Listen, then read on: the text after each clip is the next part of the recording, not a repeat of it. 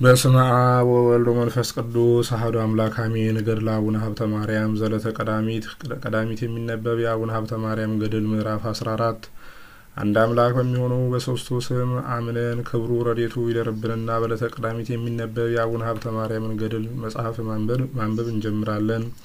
ከቤቱ ከገባ በኋላ ጸሎቱን ይጸልይ በጀመረ ጊዜ ጸሎቱንም ሲጸልይ ሳለ ጌታችን ኢየሱስ ክርስቶስ ብዙ መላእክትን አስከትሎ ቅዱሳት አንስትን ካስከተለች ከእናቱ ከድንግል ማርያም ጋራ ወደ እርሱ መጣ። ዳግመኛም ጻድቃንም ሰማዕታትም ሐዋርያትም ነቢያትም ተገለጹለት። አባታችን አቡነ ሀብተ ማርያም ያለበትን ቤት ብርሃን ተመላ።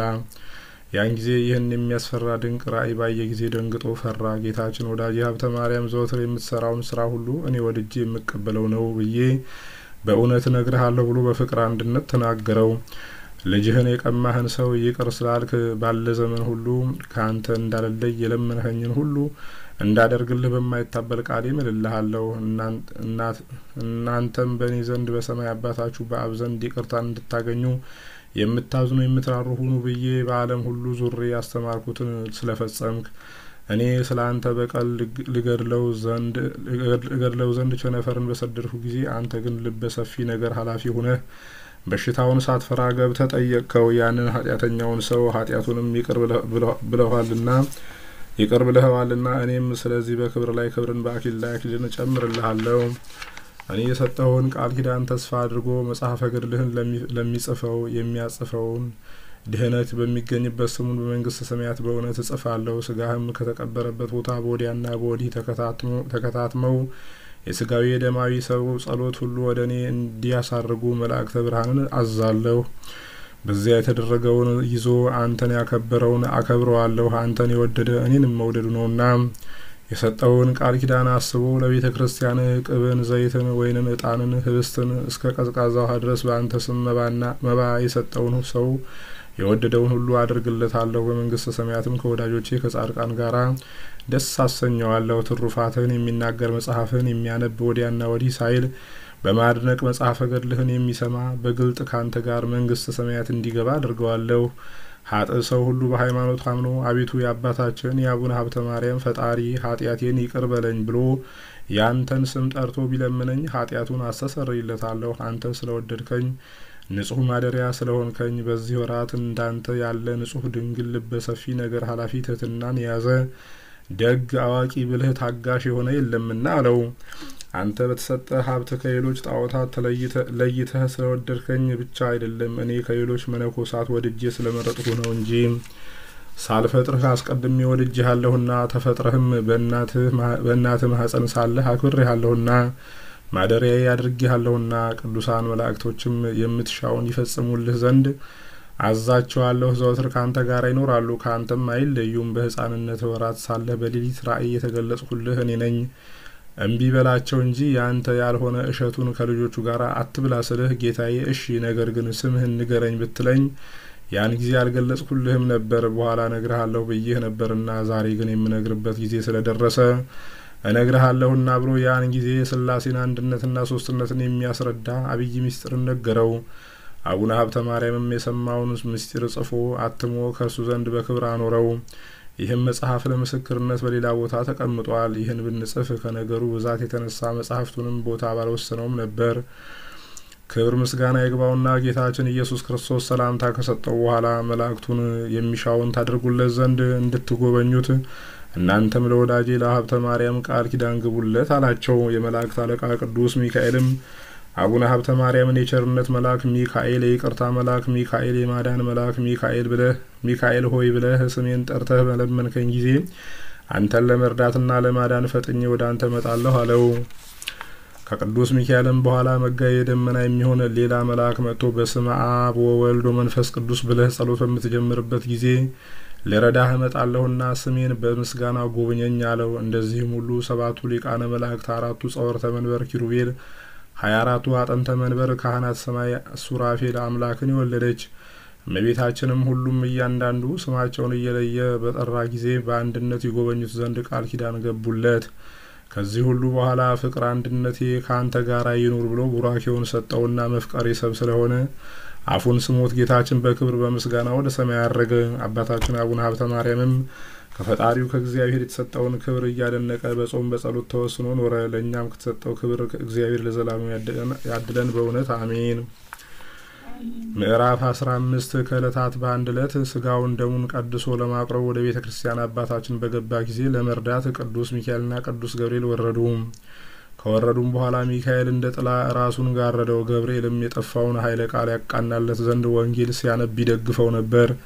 በዚያችም ቀን ከአቡነ ሀብተ ማርያም እጅ ስጋውን ደሙን ለመቀበል በየአድባራቱ በየገዳማቱ ተሰውረው የሚኖሩ 500 ስውራን ቅዱሳን ወደ እርሱ መጡ። ጌታችን ኢየሱስ ክርስቶስም ተገልጦ ከዛሬ ጀምሮ እስከ ዕለተ ሞትህ ከእጅህ ስጋውን ደሙን የተቀበለውን ምሬልሃለሁ፣ በስውርም ሆኖ በግልጥም ሆኖ ዘወትር እንድትቀድስ አዝሃለሁ ብሎ ይህንን ካዘዘው በኋላ ጌታ ተሰወረው። ዳግመኛም ቅዳሴ ማርያምን ቀድሶ የትንሣኤ ዕለት ካቆረበ በኋላ በሰላም ወጥቶ በፍቅር አንድነት ወደ ቤቱ ተመልሶ ሳለ በመግባቱም ጊዜ አምላክን የወለደች ቅድስት ማርያም ተገልጣ ነገም አንተው ቅዳሴን ቀድስ፣ ይህም ቅዳሴ መዓዛ ቅዳሴ ነውና የዓለም መሰረት ማርያም ወደ እኔ ነይ ብለህ በጠራሃኝ ጊዜ ነቢያትን ሐዋርያትን አስከትዬ መጥቼ ባርካለሁና አለችው። አቡነ ሀብተ ማርያም እመቤቴ ሆይ እንዳዘዝሽኝ እሺ ብዬ እቀድስ ነበር። ነገር ግን ዛሬ በተራዬ ከቀደስኩ በኋላ ነገ ባለ ተራ ቄስ ይቀድሳልና ለእኔ ማን ይሰጠኛል አላት። ክርስቶስን የወለደች ድንግል ማርያምም ፈቃዴ ስለሆነ አንተ እንድትቀድስ አድርጋለሁና አንተ ቀድስ ብላ ከእርሱ ዘንድ ተሰወረች። በበነጋው የሚያዝያ መባቻ ሰኞ ቀን ነበረ። ሌላው ተረኛ ቄስ የሚቀድስበት ነው። ተረኛው ቄስ ከእንቅልፉ በነቃ ጊዜ ቸኩሎ እየተፋጠነ ወደ ቤተ ክርስቲያን ሲሮጥ በጎዳና እግሮቹ ተሰነካከሉና ከድንጋይ ላይ ወደቀና ጥርሱ ስለደማ ስለ ስጋው ወደሙ ቅዳሴ ደንግጦ ከዚህ በኋላ እያዘነ ወደ አባ ሀብተ ማርያም ሂዶ ያ ቄስ በጣም እያዘነ እየተከዘ በእኔ ስም ከሚታጎል አንተ ቀድስልኝ አላቸው። እነሆ እኔ በመንገድ ወድቄ ከጥርሴ ብዙ ደም ፈሷል በማለት አባ ሀብተ ማርያምን ለመነ። አቡነ ሀብተ ማርያምም የቄሱን ነገር ሰምቶ አምላክን የወለደች እመቤታችን የነገረችውን ነገር አስቦ አደነቀ። ከዚህ በኋላ አምላክን የወለደች ቅድስት ድንግል እመቤታችን አስቀድማ እንደነገረችው ሰራኢ ቄስ ሆኖ ቅዳሴ ማርያምን ቀደሰ። የዓለም ሁሉ መሰረት የምትሆኝ ማርያም ሆይ ብሎ ስሟን በጠራ ጊዜ እመቤታችን መጥታ በእውነት ባረከችው። ስጋውን ደሙን የተቀበሉ ምእመናን ሁሉ ደጋጎች ተባሉ።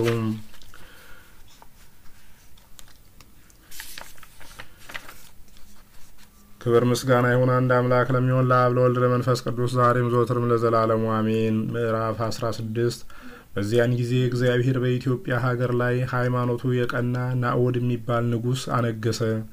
18 ዓመት ወደ እግዚአብሔር ከጮሁ በኋላ ለእስራኤል ድህነት እንደሰጣቸው የሞዓብ ሰዎች አገዛዝ ባጠኑባቸው ጊዜ ጦርነቱንም ባነሱባቸው ጊዜ እግዚአብሔርም ጩኸታቸውን ሰምቶ ሁለት እጁ ቀኝ የሆነ የጌራ ልጅ ናኦድን መድኃኒት አድርጎ አስነሳላቸው። በእርሱ ፍጹም ነጻነት የሚያወጣ መድኃኒት አገኙ። ልደቱን ለካዱ ለአይሁድ የጌራ ልጅ ናኦድን 80 ዘመን እንዳነገሰላቸው እንደዚህም ሁሉ እግዚአብሔር የኢትዮጵያን ንጉስ ናኦድን አነገሰ። ንዑድ ክቡር የሚሆን አባ ሀብተ ማርያም ግን እህል ሳይቀምስ በመጾሙ ስጋው ከአጥንቱ ጋር ተጣበቀ። ጌታ ተገልጦ ወደ ንጉሱ ወደ ናኦድ ሂደህ የገለጽኩልህን የምስጢር መጽሐፍ ስጠውና በሀገርህም መብረቅ አመጣለሁ አለህ ብለህ ንገረው አለው። ምክንያቱም እግዚአብሔርን የሚያስቆጣ ስራ በሀገሩ ላይ ተሰርቷልና። አባ ሀብተ ማርያምም እኔ ኃይል የሌለኝ ደካማ ነኝ፣ ዘመኑም የክረምት ወራት ነው፣ እንደምን እደርሳለሁ ጌታዬ ፈጣሪ ብሎ መለሰለት። ይህንንም አስተምረህ የሰጠኸኝን መጽሐፍ ጌታዬ ሆይ አንተ መጽሐፉን ስጠው አስተምረው፣ መብረቅንም አውርደህ ጻድቃንን ከኃጥአን ጋር አታጥፋቸው። ጌታም ኃይል የምሰጥህ እኔ ነኝ። እውርን ቢከተል ሁለቱም ከጉድጓድ እንዲወድቁ እኔ እውር ነኝ፣ እኔ በሰላም ወደ እውነተኛ መንገድ የምመራ አይደለሁም፣ ስሜ ብርሃን ነው። ያ ንጉስ ፈርቶ ንስሐ ገብቶ ካልጸለየ መብረቅ ማውረድንም አልተውም አለው። ነገር ግን አስቀድመህ ሂደህ ያልኩህን ሁሉ ለንጉሱ ንገረውና ንስሐ ሲገባ አንተ ትረዳዋለህ። ከዚህም ጋር ጌታችን ሌላ ቃል አዞት ከእርሱ ተሰወረ። አባታችን አቡነ ሀብተ ማርያምም ግን የጌታን ቃል ፈርቶ እየተፋጠነ ወደ ንጉሱ ሄደ። በደረሰም ጊዜ ጌታ የሰጠውን መጽሐፍ ሰጥቶ አስተማረው። የላከውንም ሁሉ ነገረው። የመብረቁንም መውረድ አመልክቶ አስረዳው። ንጉሱም መልእክቱን ከሰማ በኋላ ይህንን መጽሐፍ ተቀብሎ ከእግዚአብሔር እንደታዘዘ አውቆ ደንግጦ አዘነ። ከዚህ በኋላ የዚህን መጽሐፍ ትርጓሜ የሚያውቅ ከካህናት አንዱን ጠርቶ ንጉሱም እስኪ ይህንን የመልእክት መጽሐፍ መርምረህ ምስጢሩን ንገረኝ። ካህኑም መርምሮ ትእዛዙን ለንጉሱ ነገረው። ንጉሱም አቡነ ሀብተ ማርያምን ያለንባቸው ዘመናት ክፉ እንዳይሆኑ ስለኛ አንተ ጸንተህ ጸልይልን እንጂ አንተ ካልጸለይክልን ሀገራችን ከመከራ አትድንምና አለው። አባታችን አቡነ ሀብተ ማርያም እግዚአብሔር ይርዳን እንጂ ይሁን ጸልያለሁ አለው። ከዚህ በኋላ ንጉሱ ለአቡነ ሀብተ ማርያም ስራው ልዩ የሆነ የከበረ መስቀልን ሰጥቶ አባቴ ሆይ መስቀሉን ባየህ ቁጥር ንዕድ ክብርት በምትሆን ጸሎትህ አስበኝ አለው። አባታችን አቡነ ሀብተ ማርያም መስቀሉን አክብሮ ከተቀበለ በኋላ ንጉሱን ያጸናው ጠላቱንም ድል እንዲያደርግ በጸሎቱ ንጉሱን ያጸናው ጸሎቱንም ድል እንዲያደርግ በጸሎቱ ይረዳው ዘንድ ነበር። ከዚህ በኋላ አባታችን አቡነ ሀብተ ማርያም ከንጉሱ ተሰናብቶ ተመልሶ ወደ ቤቱ ገባ። ንጉሱ ስላማጸነው ቃል እንደ ልማዱ በጾም በጸሎት በስግደት ጽኑ በሆነ ልቅሶ ዘወትር እየጸለየ በትጋት ኖረ። ጸሎቱን ከፈጸመ በኋላ ዳግመኛ ጌታ አቡነ ሀብተ ማርያምን ንጉሱን ስራህንና ድካምህን አይቻለሁ፣ ጸሎትህንም ተቀብያለሁ በለው። በቸነፈር ጥቂት ሰዎች ይሞታሉ እንጂ መቅሰፍተ መዓቴ ከአንተ ከሀገርህ የታዘዘብህ መቅሰፍቴ ይርቃል በለው አለው። አባታችን አቡነ ሀብተ ማርያም ስለ ንጉሱ ነገር ጌታ የነገራቸውን ሰምቶ ወደ ንጉሱ ላከ። ኢያሱ ተልኮ ወደ ንጉሱ ሄዶ የተላከውን መልእክት ለንጉሱ ነገረ። ንጉሱም ይህን ነገር ሰምቶ እጅጉን ደስ አለው። ንጉሱም አንዱን መስቀል ለመምህሩ ከሰላምታ ጋር አሰደደለት። አንዱን መስቀል ለመልእክተኛ ለአባ ኢያሱ ለራስህ ይሁን ብሎ ሰጠው። እርሱም ንጉሱ የላከለትን ለመምህሩ አደረሰ። አባ ሀብተ ማርያምም ለንጉስ የተደረጉትን ተአምራቶች ለወዳጆቹ ሚስጥርን የሚገልጥ የእግዚአብሔርን ስራ አደነቀ። ከዚህ በኋላ በንጉሱ ሀገር መብረቅ ቸነፈር መጥቶ ጻድቁ በተናገሩት ምልክት ጥቂት ሰውን ገደለ። ይህ በተደረገ ጊዜ የተሰወረውን የሚያውቅ አቡነ ሀብተ ማርያም ሁሉ እንዲደረግ አወቀ። የጻድቁ ልመናው ክብሩ ይደርብንና አነሳስቶ ላስጀመረን አስጀምሮም ላስፈጸመን ለእግዚአብሔር ክብር ምስጋና ይግባው፣ አሜን። ተአምሪሁ ለአቡነ ሀብተ ማርያም። የጻድቁ አባታችን የአቡነ ሀብተ ማርያም ተአምር ምዕራፍ 14። ልመናው ክብሩ ይደርብንና ስንክሳር በሚባል መጽሐፍ የተደረገው የአባታችን የአቡነ ሀብተ ማርያም ተአምር ይህ ነው። በአባታችን በአቡነ ሀብተ ማርያም ቤተ ክርስቲያን ውስጥ ስንክሳር የሚባል መጽሐፍ ነበር። ይህንንም ስንክሳር ግንቦት 10 ቀን 1989 ዓመተ ምህረት 2 ዲያቆናት ሰርቀው አዲስ አበባ ወስደው ስለሸጡት ከቦታው ታጣና የቤተ ክርስቲያን አገልጋዮች የሚሆኑ ካህናት ሁሉ ታሰሩ። ይህንንም ዲያቆን መላልሰው ስለመረመሩት አላውቅም ብሎ ስለካደ ወዲያውኑ አልቆየም። በአባታችን በአቡነ ሀብተ ማርያም ተአምር አልቆየም፣ ፈጥኖ ተቀሰፈ።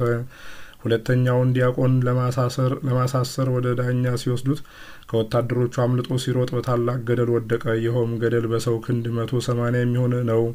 ርዝመቱ ይህን ያህል ሲሆን ሳይሞት አካሉ ሳይነካ ሳይጎዳ በሕይወት ተገኝቷል። ሙቶ ቢሆን መጽሐፉ እንደጠፋ ይቀር ነበር። ይህም ተአምር የተደረገው በአባታችን በአቡነ ሀብተ ማርያም ስልጣን ነው። ከዚህ በኋላ ተይዞ ወደ ዳኛ ሲወስዱት ከመገረፉ አስቀድሞ የሸጠለትን ሰው ተናገረ። ከዚያም ቀጥሎ መርቶ ወስዶ የገዛውን ሰው አሳየ። የገዛውንም ሰው ቢጠይቁት እውነት ነው የኔ ገንዘብ ነው ብሎ ስለሸጠልኝ ገዝቻለሁ ብሎም አምኗል። ከዚህ በኋላ የገዛውም ሰርቆ የሸጠውም በአንድነት የደብረ ሊባኖስ ከተማ በምትባለው በደብረ ጽጌ ታሰሩና ከብዙ ምርምር በኋላ በአባታችን በአቡነ ሀብተ ማርያም ተአምር ስንክሳር የሚባለው መጽሐፍ ስለተገኘ ገዢው በዋስ ተለቋል። ሻጩ ግን ከሀገር ጠፍቷል። ይህ ስንክሳር የተባለው መጽሐፍ ከጠፋ በ6ኛው ወሩ ከአባታችን ከአቡነ ሀብተ ማርያም ተአምር የተነሳ በብዙ ስራ ተገኝቶ ተመልሶ ወደ ቤተ ክርስቲያኑ ገብቷል። በወዳጁ በአባታችን በአቡነ ሀብተ ማርያም ስልጣን ይህን ተአምር ላደረገ እግዚአብሔር ክብር ምስጋና ይግባው። ልመናው ክብሩ ለዘላለም ይደርብንና እኛንም ከጸዋቶ መከራ ፈጽሞ ይጠብቀን፣ አሜን። በእውነት 15ኛ ተአምር ልመናው ክብሩ ለዘላለም ይደርብንና የአባታችን የአቡነ ሀብተ ማርያም በግሸን መንገድ የተደረገው ተአምር ይህ ነው። ከአባታችን ከአቡነ ሀብተ ማርያም ልጆች አንዱ ግሸን በሚባል ሀገር መስከረም 21 ቀን የሚከብር የእመቤታችንን በዓል ለማክበር ሲሄድ በጎዳና ወባ በሚባል በሚያንቀጠቅጥ በሽታ ተይዞ የታመመ አንድ ሰውን አገኘ። ከአባታችን ከአቡነ ሀብተ ማርያም እምነት አፈር በውሃ በጥብጦ ቢሰጠው ያንን ከጠጣው በኋላ ከእንቅልፉ እንደተነሳ ሰው ፈጥኖ ከደዌው ዳነ። ይኸውም በሽተኞችን የሚያድን ሀብተ ፈውስ በተሰጣቸው በአቡነ ሀብተ ማርያም ተአምራት ነው። እንደዚሁ የጥምቀት ልጆች የምንሆን ሁላችንን የሚጠብቀን ልመናው ክብሩ ይደርብን፣ አሜን። በእውነት 16ኛ ተአምር ልመናው ክብሩ ለዘላለም በእውነት ይደርብንና በአንዲት ሴት ላይ የተደረገው የአቡነ ሀብተ ማርያም ተአምር ይህ ነው። ጡቷን ካንሰር በሚባል በሽታ የታመመች አንዲት ሴት ነበረች። በጡት በሽታ በታመመች ጊዜ በከተማ ወደሚገኝ ባለመድኃኒት ሄደች። ያም ባለመድኃኒት የሚያደርግላትን ቀን ቀጠራት። ከዚህ በኋላ ቀጠሮ እስኪደርስ ወደ አባታችን ወደ አቡነ ሀብተ ማርያም ገዳም ሄደች። ከቦታውም በደረሰች ጊዜ ባለመድኃኒቱ የቀጠረኝ ቀን እስኪደርስ ድረስ መጣሁ ብላ በገዳሙ ላሉ አበው ተናገረች። እነሱም ቢሻለሽ ብለው ከሎሚ ፍሬና ከእምነቱ አፈር በውሃ በጥብጠው ቢሰጧት ከጠጣች በኋላ ከደዩ የዳንኩ ይመስለኛል ስትል ጤናዋን ተናገረች። ይህን ብላ ወደ ቀጠራት ወደ ባለመድኃኒቱ ብትሄድ ያም የቀጠራት ባለመድኃኒት መርምሮ አንዳች እንደ ዳነች አይቶ ከደይሽ ድነሻል፣ ምንም የለብሽም ብሏታል። ከዚህ በኋላ እንደ ዳነች አውቆ ሊያደርግላት ያሰበውን መድኃኒት ተወ። ይኸውም የተደረገው ድውያንን የሚፈውስ በአባታችን በአቡነ ሀብተ ማርያም ተአምር ነው። የአባታችን የአቡነ ሀብተ ማርያም ልመናው ክብሩ በሁላችን ለዘላለም ይደርብን፣ አሜን። በእውነት ክብር ምስጋና ይሁን አንድ አምላክ ለሚሆን ለአብ ለወልድ ለመንፈስ ቅዱስ ዛሬም ዘወትርም ለዘላለሙ አሜን። የጻድቁ አባታችን ረድኤት በረከታቸው ይደርብን። ሰላም ያሳድርከን አምላካችን፣ ሰላም አውለን ከመከራ ስጋ ከመከራ ነፍስ ሰውረን። የጻድቁ አባታችን የአቡነ ሀብተ ማርያም ረድኤት በረከታቸውን አሳድርብን። በቸርነት ጠብቀ ለመንግስት የበቃን አድርገን። በዳግም ምጽአት መጠግን መንግስት የበቃን አድርገን። የታመሙትን ፈውስልን፣ የተራቡትን በቸርነት መግብልን። አቡነ ዘበሰማያት አባታችን ሆይ በሰማያት የምትኖር ስምህ ይቀደስ፣ መንግስትህ ትምጣ፣ ፈቃድህ በሰማይ እንደሆነች እንዲሁም በምድር ትሁን። የዕለት እንጀራችንን ስጠን ዛሬ፣ በደላችንን ይቅር በለን እኛም የበደሉንን ይቅር እንደምንል። አቤቱ ወደ ፈተናም አታግባን ከክፉ ሁሉ አድነን እንጂ መንግስት ያንተ ናትና ኃይል፣ ክብር፣ ምስጋና ለዘላለሙ አሜን። እመቤታችን ቅድስት ድንግል ማርያም ሆይ በመልአኩ በቅዱስ ገብርኤል ሰላምታ ሰላም እንልሻለን። በሐሳብሽ ድንግል ነሽ፣ በስጋሽም ድንግል ነሽ። አሸናፊ እግዚአብሔር እናት ሆይ ሰላምታ ላንቺ ይገባሻል። ከሴቶች ሁሉ ተለይተሽ አንቺ የተባረክሽ ነሽ፣ የማኅፀንሽም ፍሬ የተባረከ ነው። ጸጋን የተመላሽ ድንግል ሆይ ደስ ይበልሽ፣ ልዑል እግዚአብሔር ከአንቺ ጋር ነውና ከተወደደው ልጅሽ ከጌታችን ከመድኃኒታችን ከኢየሱስ ክርስቶስ ዘንድ ይቅርታና ምሕረትን ለምኝልን ኃጢአታችንን የሚያስተሰርይልን ዘንድ ለዘላለሙ አሜን። ክብር ምስጋና ይሁን አንድ አምላክ ለሚሆን ለአብ ለወልድ ለመንፈስ ቅዱስ ዛሬም ዘወትርም ለዘላለሙ አሜን።